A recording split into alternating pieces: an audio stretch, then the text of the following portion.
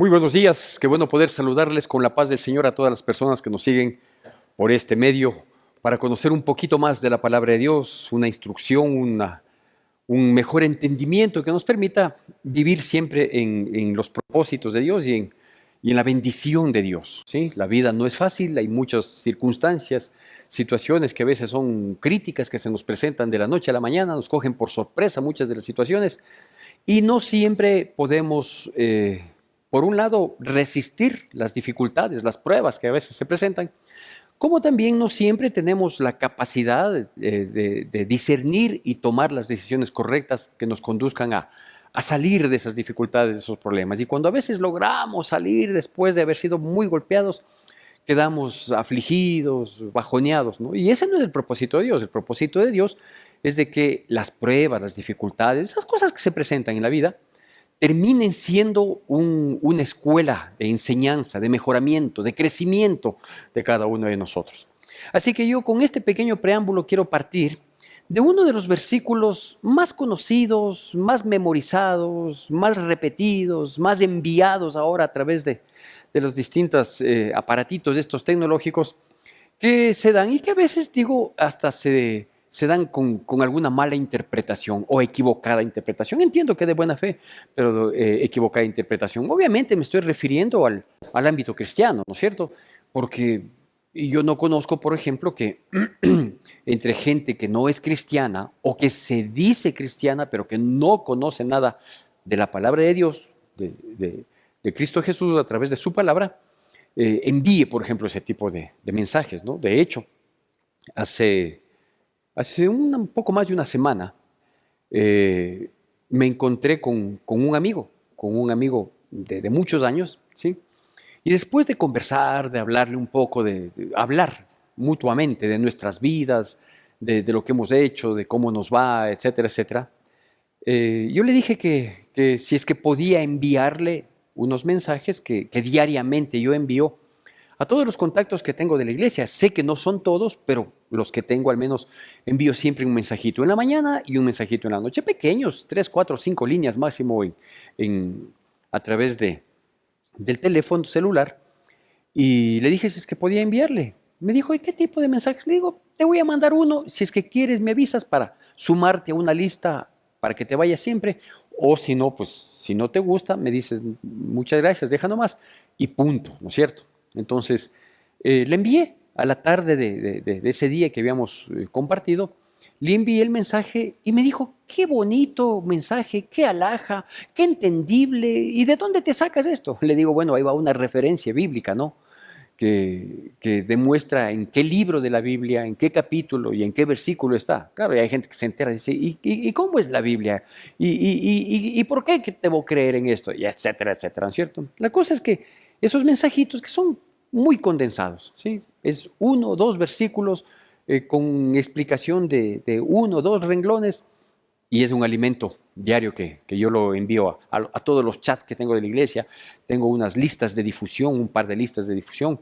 Entonces yo entiendo que eso llega más o menos a unas 400, 500 personas, que son el número de contactos que los tengo de la gente de la iglesia o de la gente que ha decidido aceptar ese mensajito, ¿no es cierto? Ahora que a través de estos medios se manda tanta basura, pues que haya un mensaje diferente de parte de Dios con una pequeña explicación es pertinente, ¿sí? Y digo, hay veces que se mandan mensajes, obviamente entre los cristianos, y de buena fe, a veces con equivocación y con error. Uno de esos versículos más conocidos, más memorizados quizás, sigamos con la buena costumbre de memorizar los versículos bonitos, los que nos impactan, ¿sí? O los que algún día tocaron nuestras vidas, es Romanos 8, versículo 28. Romanos 8, versículo 28, que va a salir en pantalla. Le pido que siempre que nos refiramos a la palabra de Dios, lo hagamos con atención y con reverencia, la debida reverencia que amerita la palabra de Dios. En el libro de Romanos, capítulo 8, versículo 28, dice así: y sabemos que a los que aman a Dios, todas las cosas les ayudan a bien, esto es, a los que conforme a su propósito han sido llamados. ¿Sí? Entonces, claro, es lindo este versículo, ¿no? cuando uno está pasando una dificultad, una prueba, una adversidad, un tropiezo, y uno dice, ay, ¿por qué me sucede esto? Dice, es que todas las cosas nos ayudan a bien, ¿sí? ¿No? O sea, la intención es que a la postre todo va a terminar con bien, aunque en el proceso, aunque en un momento, aunque haya un paréntesis en la vida que a veces nos quiere detener, dice, pero no, todo nos va a ayudar para bien. Bueno, en realidad el versículo no dice solo eso, ¿no? Dice otros aspectos que al final estaremos destacándolos, pero lo importante es para quienes leemos la palabra de Dios o quienes tienen la intención de leer la palabra de Dios o quienes de algún modo se interesan en algunas partecitas de la palabra de Dios, yo le quiero recomendar que primero usted lea y confirme, ¿sí?, lo que le dicen, ¿sí?, para que pueda tener un entendimiento más claro y no sea posiblemente engañado, ¿sí? Por ejemplo, a la gente que no lee la palabra de Dios, que no le gusta tener una relación con Dios, que no le gusta asistir a la iglesia, que tiene su propia creencia o su manera de creer en Dios, yo creo en Dios a mi manera, etcétera, etcétera, ¿cierto? Hay un sinnúmero de personas que, por no decir, no me importa Dios, no me importa su palabra, yo vivo mi vida y pum, se acabó, para mí Dios no existe, ¿no es cierto? Que en vez de decir eso, a veces por quedar bien o porque están autoengañados, dicen, no, yo sí creo en Dios, pero creo a mi manera. O sea, yo soy creyente, pero no soy de los que me gusta estar metido en una iglesia, no me gusta ser ratón de iglesia, y etcétera, etcétera. Bueno, cada quien dice lo suyo, ¿no es cierto?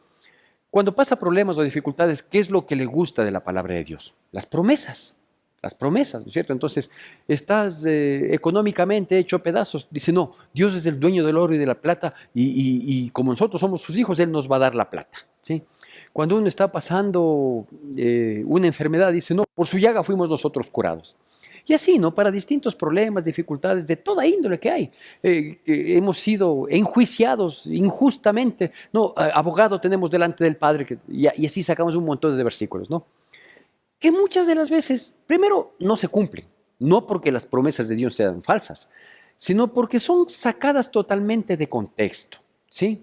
Entonces, aquí, por ejemplo, este hermoso versículo de Romanos 8:28 que dice, y sabemos que a los que aman a Dios, todas las cosas les ayudan a bien. Esto es, a los que conforme a su propósito han sido llamados, ¿sí? Tiene todo un texto por detrás, pues, ¿sí? Es decir, no es que ese versículo está solito y es el único versículo de Romanos capítulo 8, ¿no es cierto? Entonces, por ejemplo, todo el capítulo 8, y eso debemos entender, eso es lo que quiero explicarle, ¿sí? Que todo el capítulo 8 nos habla de vivir por el Espíritu, ¿sí? Y nos dice, nosotros hemos decidido aceptar a Cristo Jesús en nuestra vida, teniendo entendimiento de lo que esto implica, de los que hemos tomado la decisión no solo de recibirle a Jesucristo, sino de conocerle a Jesucristo bajo la única posibilidad que existe, que es a través de su palabra y obedecer su palabra, ¿no es cierto? Entonces es todo un contexto, dice que somos guiados por el Espíritu, por lo tanto, somos guiados, nos ocupamos, ¿sí?, pensamos y vivimos en las cosas del Espíritu, ¿sí? Eso es en resumen, le estoy dando un breve resumen de todo lo que habla el capítulo 8 desde el versículo 1 hasta llegar a este famoso y precioso versículo 28, ¿sí? Entonces dice que, por ejemplo, que nosotros ya no tenemos una condenación, ¿sí? Así comienza diciendo el capítulo 8, que ya no tenemos una condenación porque vivimos por el Espíritu. Así que es pertinente y yo quiero darle unos 3 puntos que le van a aclarar el panorama para que podamos tener una vida correcta, ¿sí? Una vida que precisamente nos lleve a que se cumpla esto, ¿no es cierto? Es decir, que en el devenir de nuestras vidas nos vaya bien, tomemos decisiones correctas, que nos traigan paz, que nos hagan crecer como seres humanos, que mantengan nuestra alma íntegra, etcétera, etcétera. O sea, lo que Dios quiere, que el mundo hoy no lo propone, ¿no es cierto? No, hoy lo importante es llegar a tener, hoy es las cosas por la fuerza, hoy es viva el pecado, vive como te da la gana, no tienes por qué detenerte. No, no, eso no predico yo, pues no, ¿sí? Eso lo viví antes, pero de ese mundo fui rescatado, entonces hoy tengo que proponerle lo bueno de mi vida, ¿sí? Cuando yo converso con gente joven, ¿sí?, yo les comento esta dualidad de mi vida, les comento la triste, vergonzosa historia de mi vida antes de conocer a Cristo, a pesar de que era una persona extremadamente religiosa, falsamente espiritual, y la buena vida que he tenido con Cristo Jesús. Buena vida no porque todo ha sido paz, tranquilidad, gozo y sonrisa, no, porque he tenido muchas pruebas, dificultades, pero buena porque he salido victorioso de esas circunstancias. Así que así se llama precisamente esta charla, ¿sí? Esta prédica. Me he permitido llamarle vivir en victoria total. Vivir en victoria total. Y partiendo con los pies sobre la tierra, ¿sí? No le voy a mentir, no le voy a engañar, no le voy a dar falsas expectativas, no le voy a decir que todas las promesas de Dios que son buenas son para usted, si es que antes usted no cumple ciertos requisitos, ¿sí? Entonces, es necesario que nosotros podamos tener claridad de entendimiento y manejarnos con sensatez, con sensatez. Y el predicar el Evangelio no significa engañar a la gente, no significa proponer a la gente, no se trata de acumular gente bajo un techo con un rótulo afuera que diga que somos iglesia de cristiana, alguna cosa. No, se trata de ser honestos, ser sensatos y ponernos frente a una realidad que la vivimos hoy lamentable, triste, deplorable, degenerada, corrupta, inmoral, sí, frente a una propuesta de santidad, de integridad, de bienestar, de paz, de tranquilidad, que es la que nos propone Dios. Bueno, así que en el mismo capítulo 8, ¿sí? Vivir en victoria total, así se llama esta prédica. En el mismo capítulo 8, ¿sí? Antes de llegar al famoso, precioso versículo 28, ¿sí? Hay otros versículos y yo quiero darle lectura de unos pocos nada más de ellos, ¿sí? Del 14 al 18, Romanos capítulo 8, versículos 14 al 18. Dice así, permítame dar la lectura, usted sígame con atención, con reverencia y que igualmente va a salir en la pantalla de su receptor. Dice así, porque todos los que son guiados por el Espíritu de Dios, estos son hijos de Dios. Pues no habéis recibido el espíritu de esclavitud para estar otra vez en temor, sino que habéis recibido el espíritu de adopción por el cual clamamos Abba Padre. El Espíritu mismo da testimonio a nuestro espíritu de que somos hijos de Dios. Y si hijos, también herederos, herederos de Dios y coherederos con Cristo, si es que padecemos juntamente con Él, para que juntamente con Él seamos glorificados. Pues tengo por cierto que las aflicciones del tiempo presente no son comparables con la gloria venidera que en nosotros ha de manifestarse, y etcétera, etcétera. Son pertinentes nada más estos pocos versículos para explicarle lo que es vivir en victoria total, vivir en victoria total. ¿Por qué me permito, porque soy tan atrevido en poner un título de esta naturaleza? Porque quiero mentir, engañar a la gente, atraer a la gente para decir, venga, hágase cristiano y va a ver como todo le sale perfectamente bien, como todos sus placeres, como todos sus anhelos, no importa si sean pecaminosos o no, los va a poder cumplir y van a quedar plenamente satisfechos. No, no es así. Definitivamente no es así. Decirle, venga, porque si usted se hace cristiano va a tener una cobertura y ningún mal le va a llegar y todos sus enemigos van a quedar postrados a sus pies. No, tampoco es así, ¿sí? Más bien, la vida cristiana es una vida de victoria total. ¿Por qué? Porque en el total de nuestras vidas, en el devenir de nuestras vidas, cualquiera sean las circunstancias, nosotros vamos a crecer como seres humanos, vamos a aprender cada vez más y que nos va a permitir, por un lado, equivocarnos menos. Y por otro lado, tener bastante clara la ruta de vida que nosotros debemos tener, cualquiera sea nuestra actividad, cualquiera sean nuestras inclinaciones políticas, académicas, profesionales, aptitudes, qué sé yo, ¿no es cierto? Lo importante es vivir bien, correctamente, aquí en la tierra y proyectarnos a una vida venidera que hay, ¿no? Y déjeme hacerle un pequeño paréntesis en este sentido, porque desde hace muchos, muchos años, yo he escuchado, aun cuando era niño, no conocía yo de la palabra de Dios, insisto, era yo muy religioso porque vengo de una familia muy, muy religiosa, muy devota. Todos pertenecemos hoy al reino de Cristo, pero yo escuchaba esta frase, ¿no? En algunas personas, principalmente en personas cuya vida, cuyos actos, cuyos frutos no eran precisamente buenos, ¿no?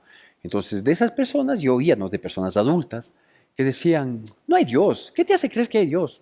Una. Otros decían, ve, todos en esta vida, después de esta vida no hay nada, ¿no? Y claro, yo escuchaba, no es que me detenía mucho a meditar al respecto, pero siempre pensé, de no existir otra vida después de esta, terminaría siendo una injusticia, mucho más en estos tiempos, una injusticia terrible, el que uno solo viva esta vida y no tenga una vida posterior. ¿No es cierto? ¿Por qué?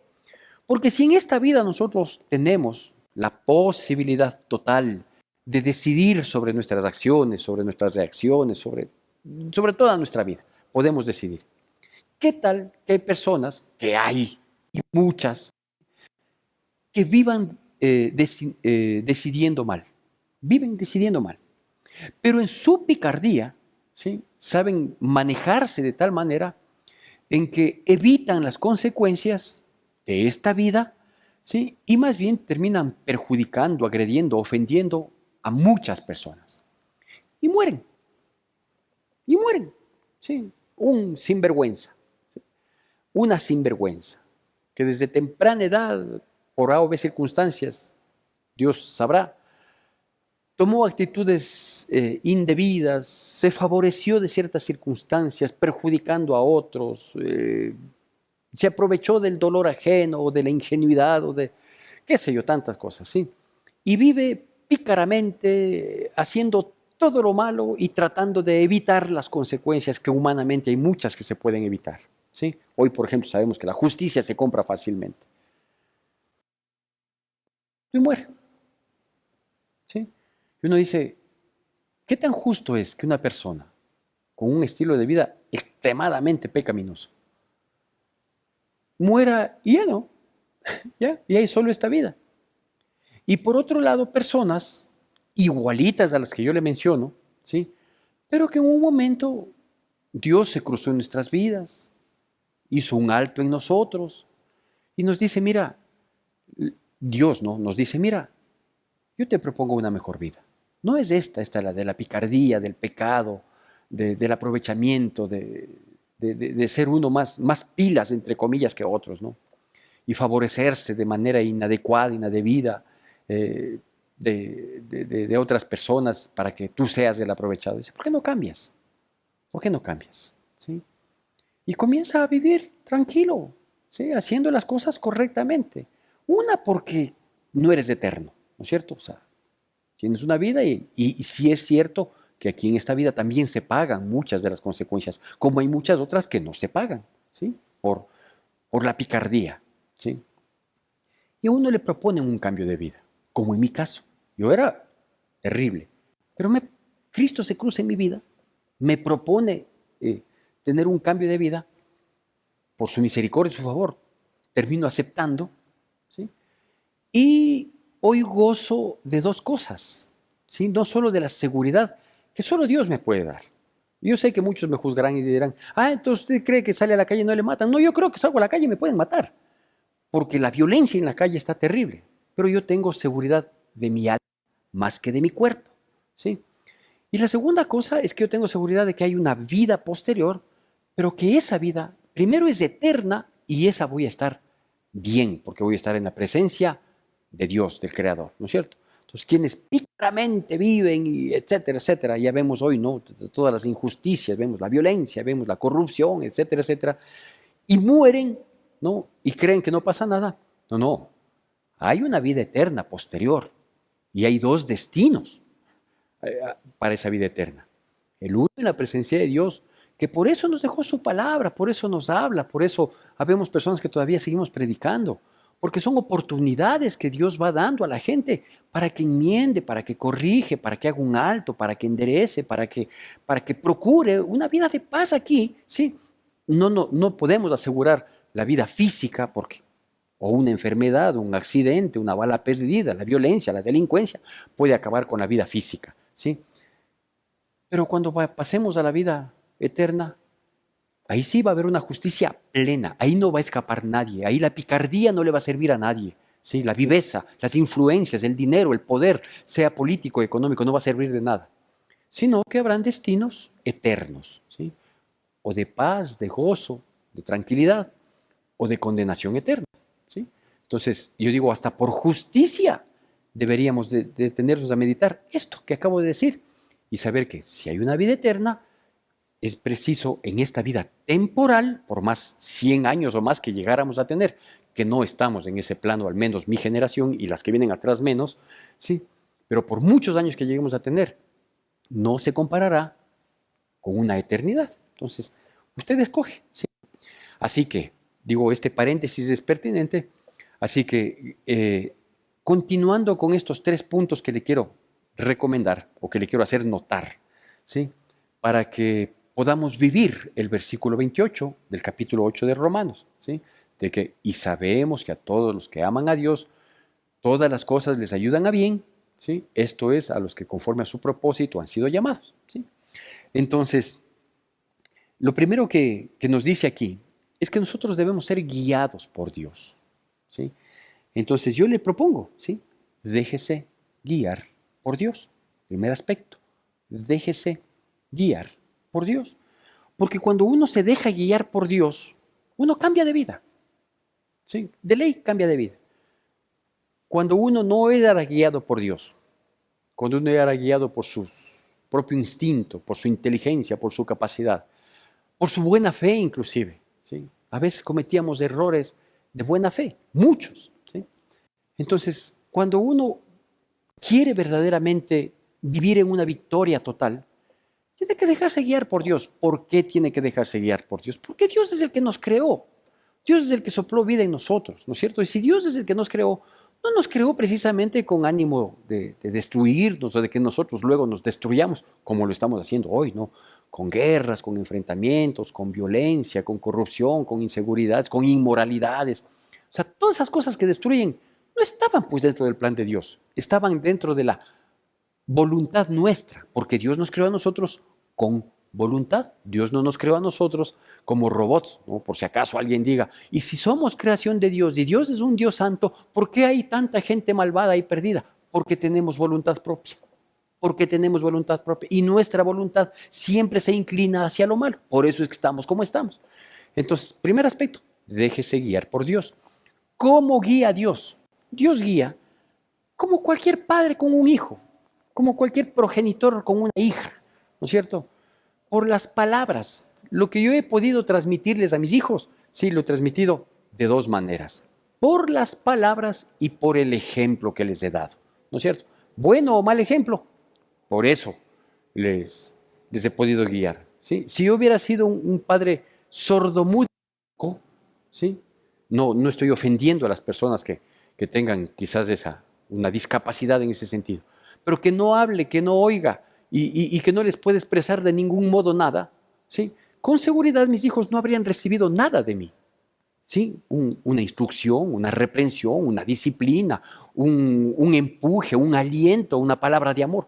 No, ¿no es cierto? Entonces, la palabra es la que guía nuestras vidas. Entonces, la manera de ser guiados de parte de Dios es a través de su palabra. Entonces, usted quiere saber cómo Dios guía. No espere que venga algo. No. El capítulo 8 de Romanos dice que nosotros somos guiados y que debemos vivir y que debemos ocuparnos del Espíritu. Por lo tanto, es una cosa media mística, media rara. Y yo quiero que Dios me hable. Cuando hay personas a mí que me dicen, pastor, yo quisiera que Dios me hable. Le digo, lea la Biblia. Lea la Biblia. De esa manera Dios le habla. Si no lee la Biblia, no le va a hablar nunca. Y cualquier cosa que usted piense que Dios me habló, Dios me dijo, Dios me mostró, va a ser una mera ilusión suya que va a terminar mal, ¿sí? Entonces, primer aspecto, ser guiados por Dios y obviamente eso es a través de su palabra. Segundo aspecto que nos dice aquellos versículos del 14 al 18 que leímos del mismo capítulo 8 del libro de Romanos, ¿sí? Dice que el Espíritu de Dios, que es Dios, da testimonio a nosotros que somos hijos de Dios, ¿sí? Es decir, uno puede decir, todos somos hijos de Dios. No, no todos somos hijos de Dios. Todos somos creación de Dios, ¿sí? Pero una vez que somos creación de Dios, el ser hijos depende de nosotros. ¿Cómo somos hijos? Porque aceptamos a Cristo Jesús en nuestro corazón y creemos en Él, como dice la Escritura, entonces tenemos la potestad de ser llamados hijos de Dios, ¿sí? Así que el segundo punto es que nosotros debemos confirmar su ADN en nosotros. Porque si somos guiados por el Espíritu de Dios, ¿sí? Y nosotros, el Espíritu mismo testifica, dice, tú eres mi hijo. ¿Por qué? Porque te estás manejando como hijo mío, porque te pareces a mí, porque tienes actitudes que has adquirido de mí, porque has heredado de mí ciertas características de personalidad, de conducta, de discernimiento, ¿no es cierto? Entonces, hay que confirmar si tenemos el ADN de Dios, que es esta condición que adquirimos de parte de Dios. Vea, mucha gente podrá ser buena. Yo procuro ser gente de bien, ¿sí? Tratar de ser de buen testimonio para mis hijos, hoy para mis nietos, para mis hijos políticos, ser de bendición para mi esposa, ser de apoyo, de ayuda para mis hermanos. Trato de ser una buena persona, ¿no es cierto? Pero si yo por mis fuerzas, por mi ímpetu, por mis capacidades, quisiera en realidad ser el hombre bueno, a la vuelta de la esquina me canso, me cansaría. Ya estoy harto de ser bueno porque hago bien las cosas y muchas veces me pagan mal. ¿Sí? Yo mismo era de los que decía esto tiempo atrás cuando yo no conocía de Cristo Jesús. Pero cuando uno adquiere el ADN, ¿sí? El ADN espiritual en nuestras vidas, se vuelve algo espontáneo, algo normal, el que uno sea bueno, que procure el bien, que sea respetuoso, que haga lo correcto, que tome las decisiones que a uno le conducen hacia el bienestar, hacia la paz, hacia la tranquilidad, ¿sí? Y uno mismo en su ADN comienza a rechazar, ¿sí? Lo que está mal, insisto, la picardía, la corrupción, la inmoralidad, las propuestas indebidas, indecentes. Uno ya las rechaza, ya se molesta, ¿no es cierto? ¿Por qué? Porque adquirió un ADN, porque dice que el Espíritu mismo da testimonio a nuestro espíritu de que somos hijos de Dios. Y como hijos de Dios somos herederos de Dios y coherederos con Cristo Jesús, ¿no es cierto? Entonces, a mí me han dicho, por ejemplo, muy comúnmente, últimamente ya no, desde que falleció mi padre, pero la gente que le conoció a mi padre, los pocos contemporáneos que sobreviven, en realidad creo que mi padre ya es de los últimos de esa generación, o fue de los últimos de esa generación en partir, pero mucha gente me decía, qué parecido eres tú a tu padre, en el andar, en el caminar, en el saludar, en el carácter, en muchas cosas. Y obviamente yo adopté de mi padre también muchas frases, palabras. Yo hoy en día repito mucho de las frases de mi padre. Frases, unas que fueron ancestrales, que decían los antiguos, y otras que fueron propias de él, que muchas de ellas nos causa gracia cuando nos reunimos con los hermanos, ¿sí? Y yo repito mucho de eso. ¿Por qué lo aprendí? Porque soy heredero, pues. Porque estuve con él. Porque aprendí de él, su manera de ser, de actuar, de pensar, de reaccionar, de equivocarse. También aprendí de él muchas equivocaciones de buena fe que las tuvo, etcétera, etcétera. Entonces, cuando nosotros tenemos este ADN de Dios, pasamos a ser herederos, no solo de las promesas, sino también de la conducta, de la personalidad, del comportamiento, etcétera, etcétera. Usted vea cómo se comportó Jesucristo aquí en la tierra, sí, y así es como tenemos que comportarnos. Vea las enseñanzas que Él nos dejó, sí, como nuestro hermano mayor, porque somos coherederos con Él, ¿sí? Y hay que hacer eso, así de simple, ¿no es cierto? Entonces, confirme su ADN. ¿Cómo se obtiene este ADN? Por obediencia, ¿sí? De tal manera que nadie puede decir, no, yo también soy cristiano, yo también soy hijo de Dios, ¿sí? Y ser un desobediente. No eres, pues nomás, no eres. Obedece solo lo que te gusta y lo que no te gusta, no. Cuando te conviene, sí, cuando te conviene, no. Entonces, no eres nomás, no tienes el ADN nomás. O sea, no eres cristiano. Y si no eres cristiano, no es que todas las cosas te van a ayudar a bien, no. Si no eres cristiano, como tienes que ser, si no eres una persona cabal, si no eres una persona concentrada en lo que Dios quiere de tu vida y te esfuerzas por hacerlo así, ¿sí? Y aguantas por mantenerte en los principios, en una dirección, en un camino que Dios nos propone. Si no quieres eso, no eres nomás. Por más que repitas, digas, grites de que eres hijo de Dios, de que eres hija de Dios, si no eres obediente a su palabra, ¿sí? No obtienes ese ADN espiritual y por lo tanto el Espíritu Santo no te va a decir, eres hijo mío, ¿sí? porque así piensan muchas personas que el espíritu le habla, ¿no? Así medio místico, medio raro, con una voz de la tumba. No es así, no es así. Dejémonos de fantasías y de engaños. Y el tercero y último punto que es necesario que nosotros entendamos para que se cumpla ese bonito versículo de Romanos 8:28, es que debemos aguantar con valentía la transformación. Aguantar con valentía la transformación, ¿no? ¿Qué acabamos de leer? Pues lo que acabamos de leer dice que nosotros somos herederos y coherederos con Cristo si juntamente con Él padecemos, ¿sí? Porque así como con Él padeceremos, seremos glorificados como Él ya está glorificado. Cristo Jesús ya está glorificado, ¿no es cierto? Entonces dice, y juntamente con Él padecemos. ¿A qué tipo de padecimiento se refiere? Que ser cristiano es entrar a una vida de angustia, de dolor y de quebranto por toda la vida, para luego en la gloria eterna. No, no, no. ¿En qué parte de la Biblia dice eso? ¿Quién le miente diciéndole eso? ¿Quién le ha dicho a usted que ser cristiano es vivir en la angustia, limitación? No, no. Hay momentos. Pero aquí los padecimientos se refieren exclusiva y específicamente a las pruebas de la vida. ¿Cuáles son las pruebas? Son los momentos de dolor que vivimos cuando no los hemos procurado. ¿Sí? Es decir, cosas que a uno le llegan, ¿no? Una enfermedad que a uno le llegó sin que lo busque. ¿Sí? Una adversidad, un accidente, Dios no permita, un despido del trabajo sin que uno lo haya provocado. Entonces, esas son pruebas. Entonces dice que esas pruebas nosotros tenemos que soportar. ¿Por qué? Porque a través de esas pruebas Dios nos va a transformar, a moldear conforme a su voluntad. ¿Sí? ¿Para qué? Para que nos vayamos pareciendo a Dios, pues. Entonces, como nos vamos pareciendo a Dios, tanto por el ADN que vamos adquiriendo, cuanto por ser transformados en las manos de Dios, entonces, si padecemos juntamente con Cristo Jesús, eso quiere decir que la transformación implica padecimiento. ¿Sí? Ya digo, no es una tristeza, no es un dolor permanente, no. Son épocas en las cuales Dios quiere ir formando nuestras vidas, nuestro carácter, nuestra conducta, nuestras reacciones, nuestra manera de pensar, que es lo que más tiene que cambiar en nuestras vidas. Entonces, si aguantamos ese proceso de transformación con valentía, ¿sí? Es decir, yo dejo que Dios vaya moldeando mi vida, ¿no es cierto? Y obviamente para que moldee mi vida tendrán que suceder situaciones que están no presupuestadas en mi vida y que a la postre, a pesar de la molestia, del dolor que me pueda causar temporalmente, eso me va a ayudar a mí a crecer, a mejorar, a cambiar. Entonces ahí sí entramos plenamente en lo que nos dice Romanos 8:28 y con esto concluyo, ¿sí? Por un lado, ¿sí?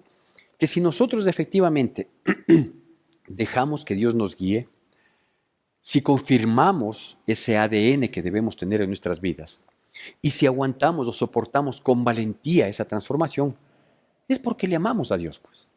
¿Sí? Entonces, ahí viene, dice, y sabemos que, o sea, como resultado de la explicación anterior, dice, y sabemos que a los que aman a Dios, eso es lo primero que tiene que suceder. Y cuando uno ama, obedece, se sujeta, acepta la voluntad de Dios, ¿sí? Y la cumple. Entonces, si amamos, ¿sí? Entonces, el siguiente paso es que todas las cosas que sucedan, no las que nos suceden por pícaros, no las que nos suceden como consecuencia de las malas siembras, ¿sí? Como cosecha de los desatinos de antes, ¿no es cierto? Es decir, si yo voy a parar en la cárcel porque he robado, no puedo decir, yo sé que de esto todas las cosas ayudan a bien. No, a mí no me va a ayudar a bien irme preso por haber sido un pícaro. Si me voy preso sin culpa, ahí sí. ¿Por qué? Porque una cosa es la prueba y otra la cosecha de nuestras malas decisiones, ¿sí? Entonces, aquí dice, y sabemos que todas las cosas ayudan a bien. Todas las cosas que nos tenga que pasar, todas las cosas que tengamos que enfrentar, que no las hemos provocado, que no las hemos procurado, que no son consecuencia de una siembra mal hecha de parte nuestra. Nos terminan haciendo crecer. Dice, todas las cosas ayudan a bien. Entonces, las pruebas en el cristiano, que es llamado a vivir en victoria totalmente, lo que nos dejan es no solo una enseñanza, sino un crecimiento, porque la prueba, cuando uno la soporta y la supera, queda aprobado a un nivel mayor, ¿sí? Así como en los colegios se daba, no sé ahora cómo será el sistema, pero dábamos las pruebas cada trimestre y luego los exámenes finales. Y si aprobábamos, éramos impulsados a un curso superior. Así es la vida de los hijos de Dios, ¿sí? Tenemos pruebas, pero esas pruebas nos impulsan a un nivel superior. Digo nivel por tener un entendimiento, no porque luego nos volvamos tan espirituales que ni nos reímos, no. Yo soy de las personas que me gusta ser lo más prácticas, lo más normales, nada de falsas espiritualidades, ni mucho menos, ¿sí? Y eso no me convierte en un pecador empedernido, sino en un pecador perdonado, ¿sí? Y por último digo, hay que saber que efectivamente sabemos que a los que amamos a Dios, todas las cosas nos ayudan a bien. No descuidar esto que nos dice al final de este versículo, ¿no? ¿Sí? Que en tanto en cuanto esto nos conduzca a un propósito de Dios en nuestras vidas, ¿sí? Entonces, no tergiversemos estos versiculitos y por favor, seamos obedientes, dejémonos guiar por Dios, adquiramos ese precioso, glorioso ADN de parte de Dios en nuestras vidas, que se lo obtiene a través de la obediencia. Aguantemos con valentía la transformación que Dios quiere hacer en nuestras vidas, dependiendo siempre de Él, ¿sí? Amémosle a Dios por sobre todas las cosas y obviamente van a suceder situaciones que nos van a hacer crecer como seres humanos y todas las cosas van a tener un beneficio posterior. Que Dios bendiga grandemente nuestras vidas en Cristo Jesús.